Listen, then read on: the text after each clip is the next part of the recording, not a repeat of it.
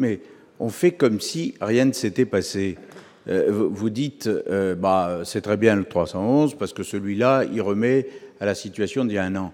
Oui, enfin, sauf qu'en un an, on a les Jeux Olympiques, on a la Coupe du Monde de rugby, on a un certain nombre d'événements qui, par définition, coûtent et les aménagements nécessaires vont coûter. Alors, Monsieur le Ministre dit effectivement que si on reprend l'ensemble des éléments, il manque une quarantaine de millions, une cinquantaine de millions, qui reprendra alors en LFR, mais en LFR, si j'ai bien compris, c'est plus du désendettement du CNDS que de l'apport de financement nouveau.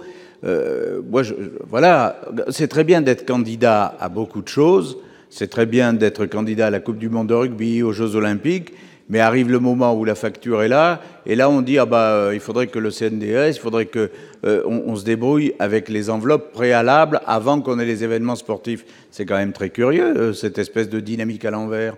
Donc moi je comprends pas. Je pense que franchement l'amendement qu'a développé tout à l'heure Christine Lavarde, c'est un amendement à minima. Moi j'aimerais bien. Alors j'entends bien le ministre qui dit ce qui est vrai. Il va y avoir par définition une structure particulière pour les Jeux Olympiques. Mais enfin. On sait très bien qu'il manque, y compris en Ile-de-France, quelques équipements, même si nos équipements sont meilleurs que ceux de nos concurrents, sinon on les aurait pas eu, les Jeux.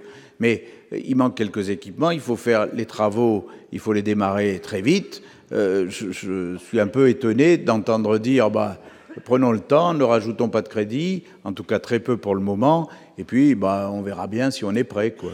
Mais formellement, je pense qu'il serait bon ou bien de ne pas être candidat, ou si on l'est et qu'on gagne, qu'on obtient la Coupe du Monde, les Jeux Olympiques, de mettre en face les crédits nécessaires.